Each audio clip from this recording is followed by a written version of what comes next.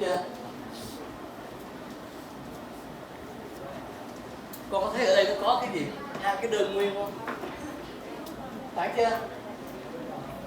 Bình thường nó tách rời ra như vậy này. Khi mà nó gắn với lại cái ligand của nó hợp nhất thành một cái dimer, thấy chưa?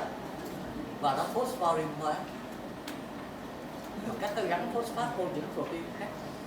Thấy chưa? Chuyển phosphat từ ATP sang một protein khác, nó là kinase. Thấy chưa? Rồi, anh Hoàng cho xem cái animation ở đây.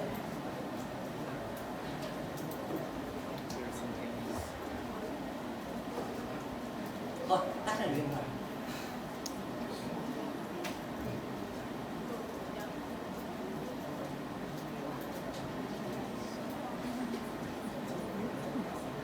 Đây là một cụ thể tyrosine kinase.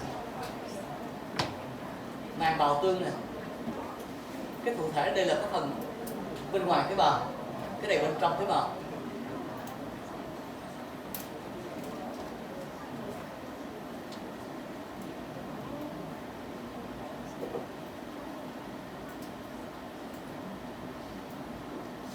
Thấy chưa?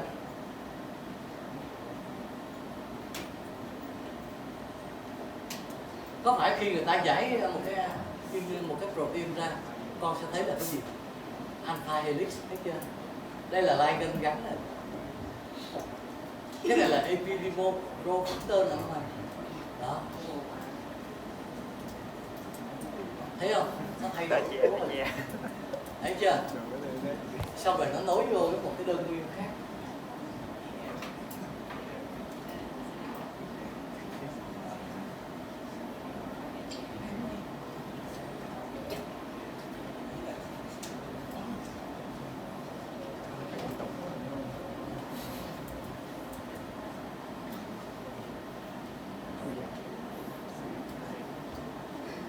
Thấy chưa? Đây là một cái đơn nguyên khác này. Có phải hai thằng này là hai cái phần đơn nguyên khác nhau không? Cái này được gọi là heterodimer. Đây, HER2, cái thụ thể để tạo ra ung thư vú là cái thụ thể kiểu này. Đó, khi mà nó thành lập từ một cái dimer thì bắt đầu nó sẽ chuyển tín hiệu để nó tạo ra một cái tác động. Đó, đây là những cái sơ đồ cho tụi con thấy cái tyrosine kinase này, đơn nguyên, nhị nguyên, thấy chưa? Hai này giống hệt nhau, trên hai người được gọi là cái gì? Homodimer.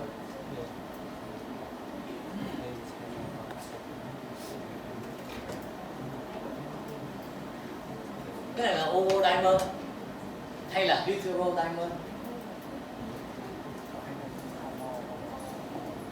Giống nhau không? Hormone nó là hai cái giống nhau. Hai người là hai cái vào có ba cái, nhớ là cái ba màu này màu có hai cái đây là cái thụ thể của những cái growth factor này. Insulin là một thụ thể nằm trong nhóm này. Thụ thể insulin có bản chất của một thụ thể của yếu tố tăng trưởng growth factor. Nè tụi con, khi nó gắn một cái thụ thể này thì nó sẽ hoạt hóa cái phân tử gọi là RAS. Cái RAS sẽ hoạt hóa cái RAS. Nó qua những cái protein này, cuối cùng là cái gì?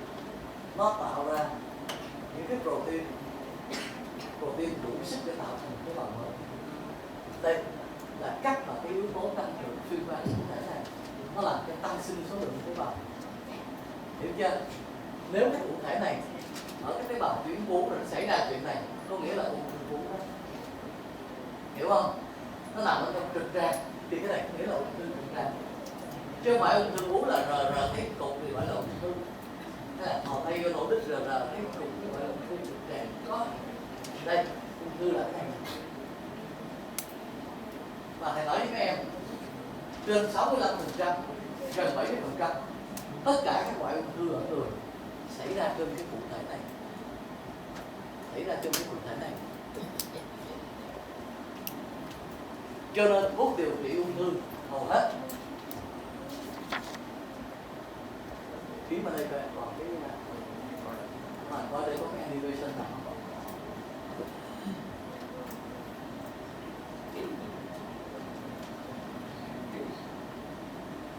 The MAP kinase signaling pathway. The MAP kinase signaling pathway in the normal cell.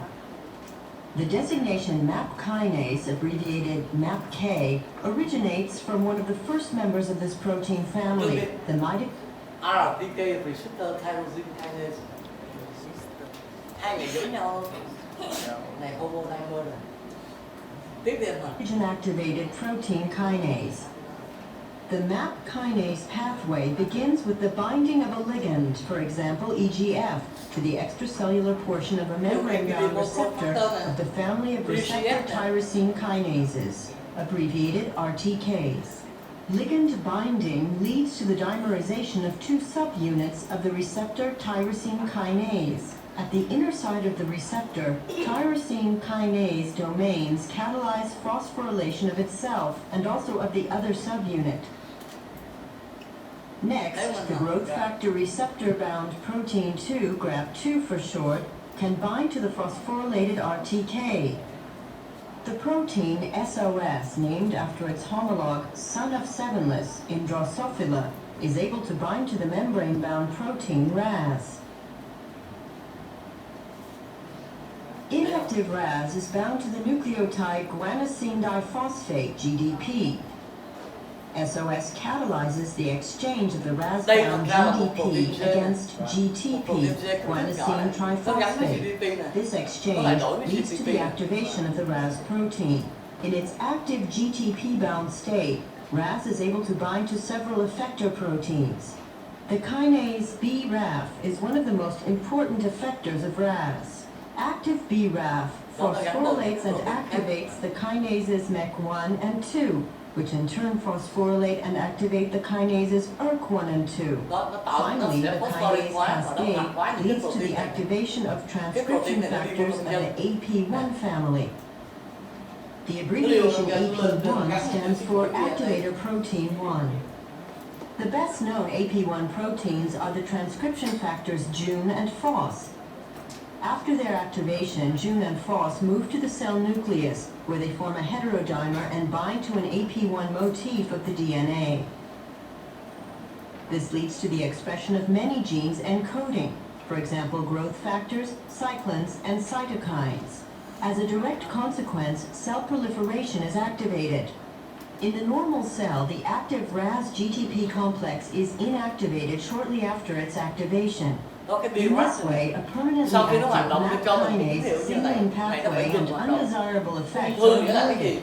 RAS-GTP is inactivated by the GTPase activating protein, also known as GAP. GAP binds to RAS-GTP and increases the very weak GTPase activity of RAS by several orders of magnitude. GAP achieves this activation by providing a domain that assists the RAS protein in the hydrolysis of GTP. The bound GTP is hydrolyzed to GDP.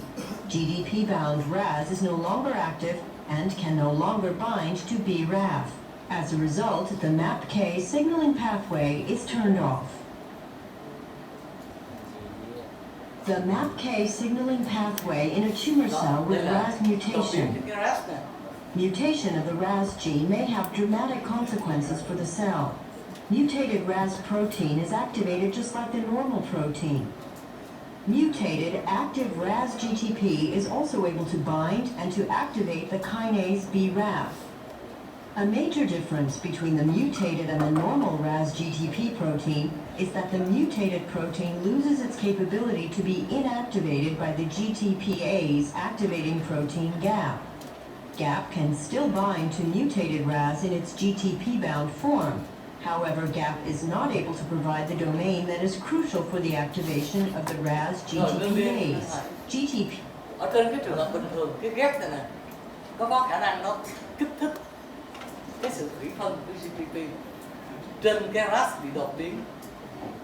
Thì cái này khi mà nó gắn mất cái chức năng đó, ngày lúc đầu cũng là GTP. chính vì vậy nó kích thích thằng này vô thầy, nó tạo ra vô số những cái hậu quả, những cái đường sinh hoạt sau. Thế mà đó chính là ung thư. He is not hydrolyzed to GDP. Consequently, mutated Ras GTP stays active. The kinase BRAF stays bound to Ras GTP and remains active. BRAF phosphorylates and activates an increasing number of MEC1 and 2 proteins. In turn, MEC1 and 2 activate ERK1 and 2, which activate Jun and FOS. Thus, the kinase cascade is not turned off. A permanently activated MAP kinase signaling pathway results in continuously activated proliferation, which is an important feature of a tumor cell. Đó, proliferation là tăng sinh về số bào. Đó là một hình ảnh đặc trưng của ung thư. Rồi thác tim mạch.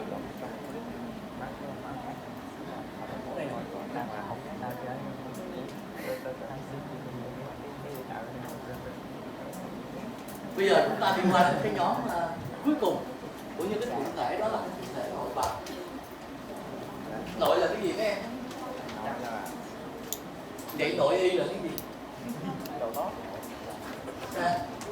Nội y là cái gì? Đầu đó. Underwear.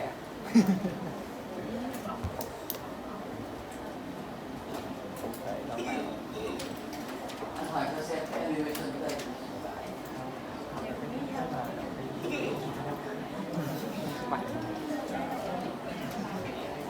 Aldosterone is a lipid soluble.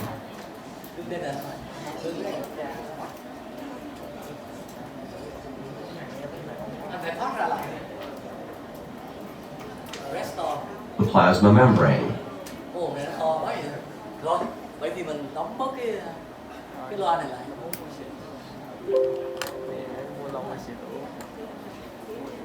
Inside the cell, aldosterone binds with an aldosterone receptor molecule. Mấy em có biết cái gọi là aldosterone? Aldosterone có gắn với thực thể của nó. Đây là cái màng dân này. Rồi tiếp theo mà. In the cytoplasm. The aldosterone receptor complex moves into the nucleus and binds to DNA. Rồi, The binding of the aldosterone receptor complex to DNA complex để làm gì? Nó tạo ra một chuỗi mRNA. stimulates the synthesis of messenger RNA, which codes for specific proteins. The messenger RNA moves from the nucleus into the cytoplasm and binds to ribosome, where it directs the synthesis of specific proteins. These proteins produce the response of the cell to aldosterone. Mấy đứa biết cái protein này là cái gì? Cái này xảy ra đâu? Không có. Cái này tạo ra một kênh natri đặc biệt cho natri tạo. Có phải là aldosterone đây giữ mối qua kênh, hiểu chưa? Đó là một loại hoạt động của thể nội bào. Aldosterone is a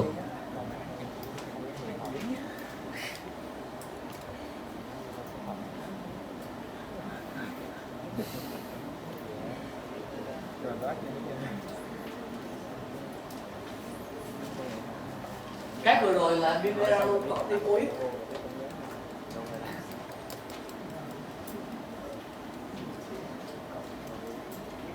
Và glucocorticoid này nó khác nhau. Nó khác nhau ở chỗ nào? Không ở cơ chế hoạt động mà ở cái tế bào, cái vị trí tế bào nó hoạt động, hiểu không? Ví dụ này nếu xảy ra trong tế bào viêm thì glucocorticoid tạo ra sự kháng viêm bằng những cái protein.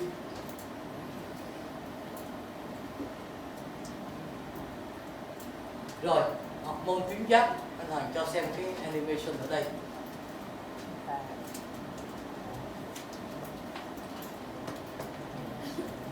Thyroxine is a water-insoluble hormone that... Đây là cái T4 này. Thấy chưa? T4 nó sẽ được truyền cả trong máu bằng một cái protein. Cái gì mấy em? Albumin và globulin. Đây, chỗ này ta vẽ một cái phân tử globulin. Tiếp theo mà that is brought to the target cell via a protein carrier. Because it is lipophilic, thyroxine can easily pass through the cell cái membrane. protein này khi nó đi đến cái mục đích, Thyroxine contains 4 cái iodines nơi mà and is nó có often một cái giác nó abbreviated thả ra cái tiền T4, bột. tetraiodothyronine.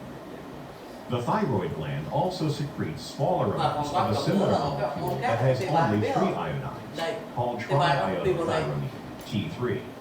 Both hormones enter target cells, but all the T4 that enters is converted into T3. Nhưng mà T4 không có tác động. Thus, only the T3 form of the hormone enters the Cô nó nucleus sẽ and gửi đi một binds cái to iốt. nuclear Rồi, receptor cái T3 nó protein. gắn với cụ thể. The hormone Đương nhiên là receptor khác cọc ti huyết ở chỗ nào đấy em?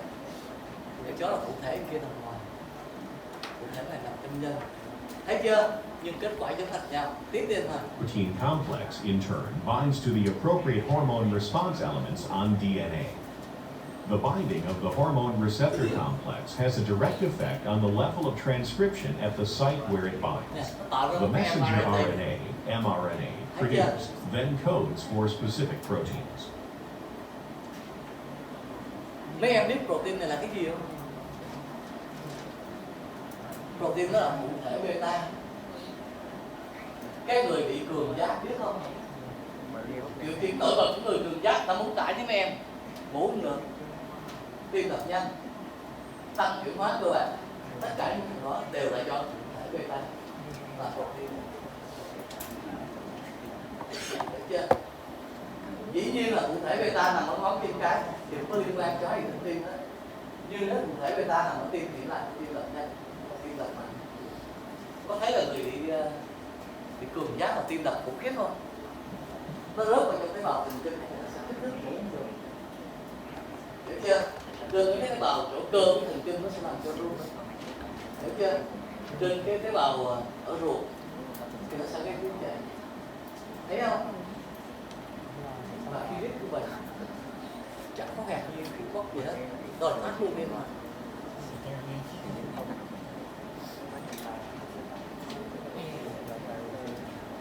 Biết cái này không? Biết cái này không? Nhìn quen lắm mà không biết gọi nó bằng cái gì. Cái gì? Vi sợi hay vi ống? Hay là vi trùng? Hay là virus?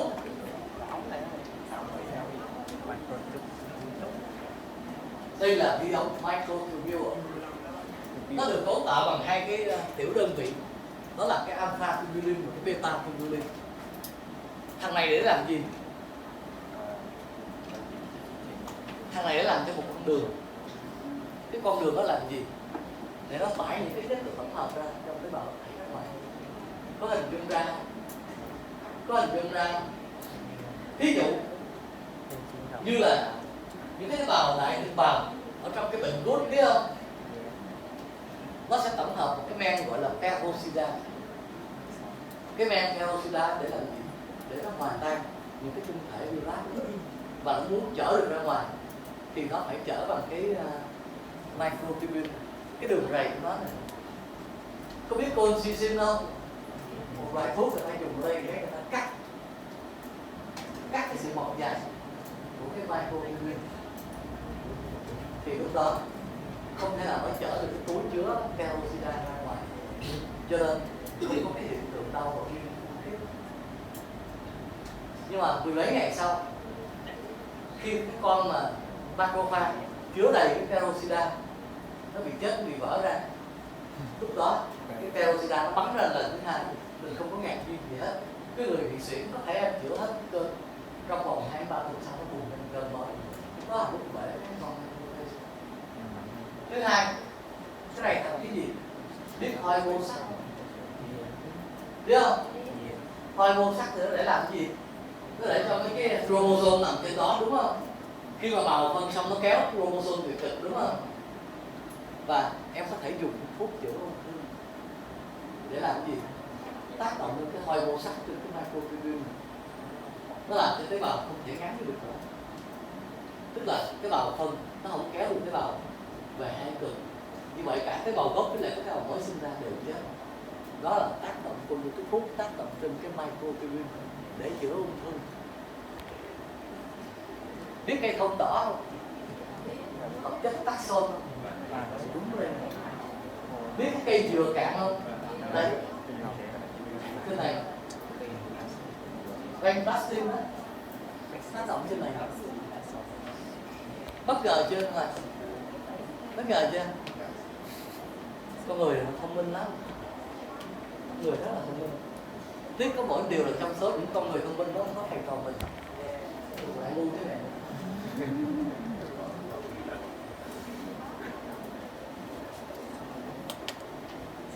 Có nghe những thứ thuốc gọi là kháng viêm không steroid không?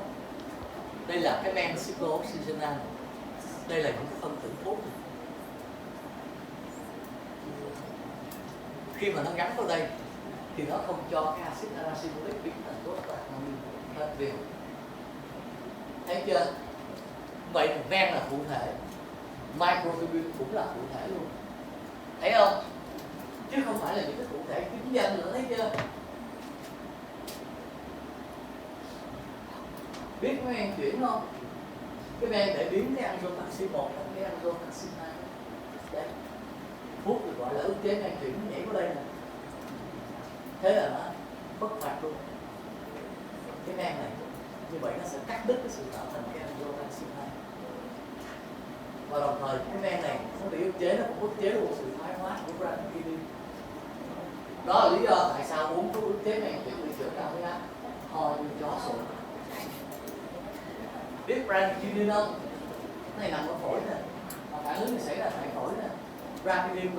Bradykinin mà nó không bị thoái hóa nha, nó sẽ gây ngứa trong cái cuốn phế quản, nó gây kích thích phế quản và nó gây ho khan.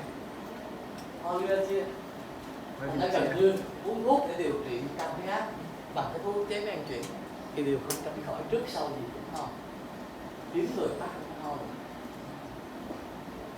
Và ho này không phải là lý do để đơn thuốc, trừ khi nào cái người nó ho mà bị khạc ra máu luôn trong lúc ho, bắt buộc phải đơn thuốc.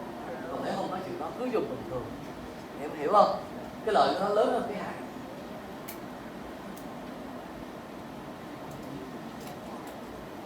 Nó có một hiện tượng nữa gọi là điều chỉnh mật độ cụ thể. Cái điều chỉnh mật độ cụ thể nó gồm có up regulation, nghĩa là cái gì? Đưa những cái cụ thể mới lên trên màng tế bào. Ngược lại với nó là quá trình down regulation. Em thấy hồi đầu đây có 2 không? Bây giờ nó tăng lên 1 chùm không? Nếu em kích thích trên một số những cái tế bào, trên một số những cái cụ thể, nó có thể có hiện tượng up regulation. Nhưng mà ngược lại cũng có những lúc mà nếu em cho gắn vào rất là nhiều chất ligand trong những cái cụ thể thì qua cái con đường beta arrestin nó kéo cụ thể xuống. Em thấy đây không? Còn đóng giờ. Như vậy mặc dầu thuốc em uống vào vẫn giữ nguyên liều lượng, thậm chí tăng, chẳng có kết quả gì hết, bởi vì lý do đâu có chỗ để tác động đâu. Down regulation. Và hiện tượng này người ta nhìn thấy ở mọi loại cụ thể. Chỉ có điều là cơ chế của những cái loại cụ thể khác không rõ như là trên PCR. Và cái cụ thể nào nó cũng đi qua một cái gọi là cái độ trình dữ liệu. Anh Hoàng cho xem cái animation đi.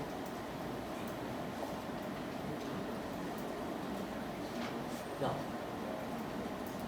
Khoan là trước khi bật đây nè. Khoan nè. Đây là cụ thể của epinephrine. Cái này là tế bào gan này mấy em. Rồi, anh Hoàng bắt đầu tôi chạy đi. The first step in epinephrine signaling occurs when the hormone binds to an epinephrine receptor on the cell surface. The hormone triggers the receptor to change shape, converting the receptor to its active form. Protein gene này thấy chưa? The activated receptor triggers a cascade of events within the cell, beginning with the activation of a G protein. GTP này thấy The chưa? G protein binds to the activated receptor, releases GDP, and takes up a molecule of GTP. After taking up GTP, the G protein is released from the receptor and splits into 2 parts. One of the parts is activated and continues the signaling cascade. Thấy chưa? Shortly thereafter, Adrenaline the cyclase. hormone leaves the receptor and the receptor reverts to its inactive form. The G protein activates an enzyme called adenylyl cyclase. When activated, adenylyl cyclase converts a large number of ATP molecules into signaling molecules called cyclic AMP. Because cyclic AMP carries the message of the first messenger, epinephrine, into the cell, it is referred to as a second messenger. Lipid. In response to an cyclic AMP được gọi là tín hiệu thứ hai. Tín hiệu thứ hai. Còn cái tín hiệu thứ nhất là epinephrine gắn vào đây này. Ở đây nhắc lại một điều nhé. Khi người ta nói epinephrine gắn vào cụ thể, chứ không ai nói chữ adrenaline gắn vào cụ thể. Khi nào em muốn nói đến cái adrenaline được tiết ra từ cái cơ quan nào, ví dụ như tuyến thượng thận, em dùng chữ adrenaline do tuyến thượng thận tiết ra. Hiểu chưa? Mặc dù hai chữ này đồng nghĩa đó. Thấy chưa?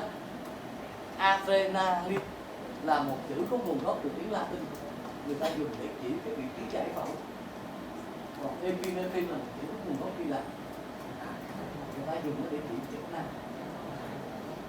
Khi mà em đi hội nghị quốc tế, em mốt với em lên thành tờ gì đó, em đi ra hội nghị quốc tế, mấy em nói là adrenaline nó gắn vô cái receptor. Em nghe một tiếng rào em quay lại nhìn thấy con jet không? Mấy kia chạy mẹ hết rồi. Hiểu không? Không ai dùng như vậy hết. Đó. Nếu người được giáo dục đàng hoàng về biology thì người ta phải biết là những cái từ gốc Latin được dùng để chỉ vị trí giải phẫu, nhưng mà khi nào tác động đến chức năng họ sẽ dùng những từ ở gốc Hy Lạp. Biết cái đó không? Tình cái lớp con phải có dạy cái đó. Tiếp đi. Internal timer. The G protein soon inactivates itself by cleaving GTP, and the subunits reassociate. With the G protein no longer attached, the adenylyl cyclase deactivates and can no longer convert ATP into cyclic AMP. The cyclic AMP molecules produce. Cái men này nó gọi là protein kinase, hay nó còn gọi là cái cyclic AMP dependent protein kinase. Tôi nói lại, người ta có thể gọi nó là protein A. Em thấy là trên cái phân tử protein này nó có 4 chỗ để gắn 4 phân tử cyclic AMP. Đây là một cái protein, nó có 2 thành phần. Cái thành phần một tiếng em nhìn thấy này, nó gọi là catalytic subunit, tức là tiểu đơn vị xuất phát. Còn cái này nó gọi là regulatory subunit, tiểu đơn vị điều hòa. Rồi cho chạy tiếp lên mà. By adenylyl cyclase continue the signaling cascade by binding to an enzyme called protein kinase A. This binding causes protein kinase A to separate into subunits, two of which are catalytically active. The activated protein kinase A subunits perform chemical reactions in which they add phosphate groups to another type of enzyme called phosphorylase kinase. Đây, cái men gọi The là addition of the phosphorylase phosphate kinase, groups nó bị xúc tác activates phosphorylase bởi vì nó kinase. bị xúc tác. The phosphorylase kinase phosphorylates another enzyme in the cascade called glycogen phosphorylase. Thấy chưa? When phosphorylated, glycogen phosphorylase also becomes activated. Nó sẽ làm cho In nó its sẽ hoạt hóa activated cái thành. state, glycogen phosphorylase produces the cellular response to epinephrine, breaking down glycogen into Thấy its không? component Thì nó cắt glucose glycogen molecules. thành cái During glucose the process, the enzyme adds a phosphate group to each of the glucose subunits. ở trong tế bào gan nó có cái men Another enzyme, not shown, removes the phosphate groups from the glucose molecules. và nó phóng cái Without the phosphate groups, glucose molecules can be transported across the plasma membrane of cái the cell. liposin là ở trong Once cơ. outside of the cell, the glucose enters the blood. Glucose một phosphatase. Do đó cơ nó không bao giờ cái chia đường cho ai hết. Nó để dùng sinh cơ. Hiểu chưa? Mặc dù gan mình chỉ chứa được có 150 gan glucose, cơ chứa rất là ít. Bloodstream and is taken up by other cells and used as a fuel.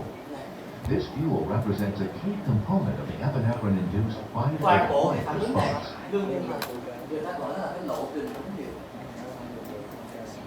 lộ trình là cái gì Đó mấy em? có chia sẻ Là một cái con đường đi có tự ra để tạo ra tiền hàng ra hay là có phải là epinephrine cắm ở đây để cuối cùng là cái gì em nhận được cô và xử lý mô tả là cái gì khi em đó phải epinephrine có thể nói là adrenaline căng phát ra một tuyến thượng thận, tiếc là từ tuyến thượng thận nó sẽ đi đến tế bào gan, thì lúc đó epinephrine nó gắn vào thượng thể của nó để làm cái gì glycogenolysis thủy phân glucose có không để thảy ra glucose. Đó là câu nói rất là đơn giản, rất là xa xưa của xử lý, thật sự nó là như vậy. Thấy chưa mấy em? Rồi phát luôn.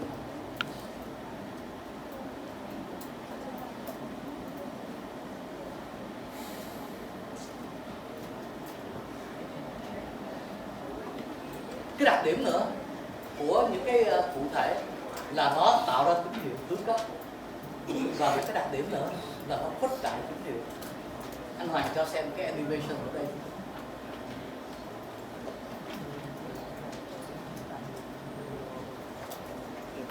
Receptor proteins interact with signal molecules at the Đó, surface em of the thấy đây là cell. cụ thể nè, nó gắn với protein gen, thấy chưa? Tiếp theo này. In most cases, the signals are relayed to the cytoplasm or the nucleus by second messengers, which influence Em thấy là một phân tử nó có thể tạo ra chừng này với cái tín hiệu thứ cấp, thấy không? Rồi mỗi cái tín hiệu thứ cấp này nó lại hoạt hóa rất là nhiều cái protein kinase. Người ta thấy có những trường hợp nhiều khi chỉ cần có một phân tử đầu tiên gắn với cái thụ thể này, cái hậu quả đó có thể tạo thành bao nhiêu 10 triệu 7, tức là 10 triệu phân tử. Hình dung ra không? Như vậy chỉ cần một phân tử đầu tiên rất ít nó đã đủ tạo thành một cái phản ứng rất là lớn. Cái hiện tượng đó là do tăng cái số lượng này, người ta mới gọi là khuếch đại tín hiệu. Thấy chưa? Signal amplification. Này. Tiếp đi. the activity of one or more enzymes or genes inside the cell. However, most signaling molecules are found in such low concentrations that their effects in the cytoplasm would be minimal unless the signal were amplified.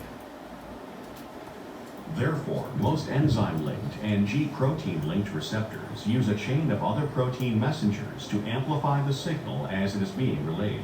In the case of a protein kinase cascade, one cell surface receptor activates many G-protein molecules. Each G-protein activates many adenylyl cyclases.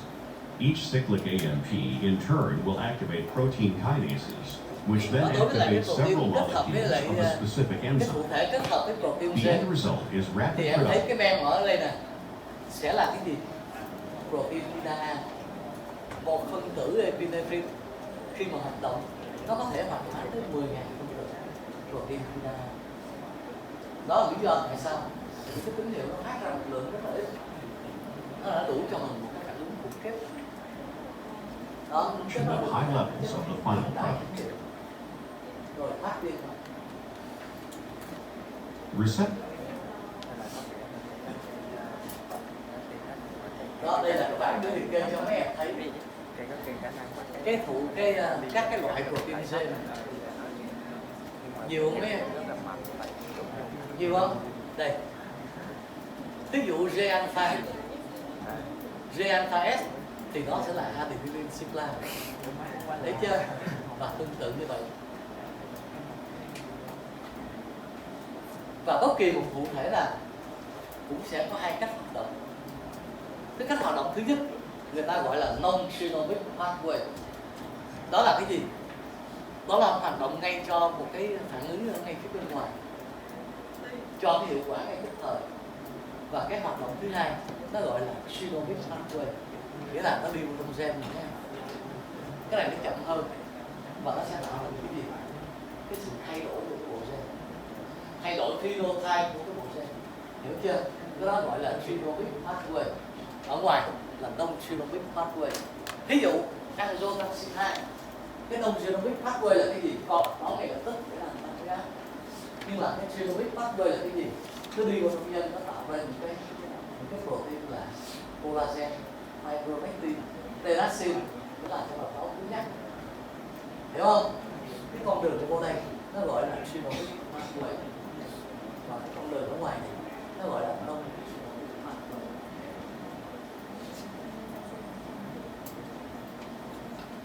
Và tất cả những cái hoạt động này của cụ thể để làm thành cái gì mấy em? Một cái chức năng rất là quan trọng mà chúng ta sẽ học cái bài tới, đó là để giúp cho nó liên lạc với bạn. Con người là một sinh vật đa bào mà, phải chưa? Phải chưa? Đang đói ở đây, hiểu chưa? Tín hiệu sẽ phải lên đây, biết không? Đói cái tín hiệu lên đây, biết không? Cái não là đói, kiếm gì ăn không? Không có, chồn, hiểu chưa? Đó là liên lạc. Rồi mình sẽ thấy liên lạc với bạn. Toàn bộ sự sống của mình là một cái mạng lưới của sự liên lạc với bạn. Như vậy để thấy là cái gì? Khi con dùng một thứ thuốc, con nhấn đến một cụ thể, hiểu không? Con nhấn đến một cụ thể là con sẽ liên quan đến hệ thống chủ những cái liên lạc của bạn. Và mục đích của một cái chuỗi liên lạc của bạn là cái gì? Tạo nên một sự thống nhất ở nội môi trường. Biết chữ homeostasis không? Biết chữ đó không? Có ai biết chữ homeostasis không? Tạo ra tính hằng định của nội môi trường. Đó. Mọi cái hoạt động và mọi thuốc men đều để biết cái chuyện điều hòa các hoạt động của nội môi trường. Rồi. Chúng ta hết bài ở đây, còn lại 3 bài nữa, 3 bài sau ngắn. Có lẽ bây giờ bài hỏi nhất, dài nhất và mệt mỏi nhất, nhưng để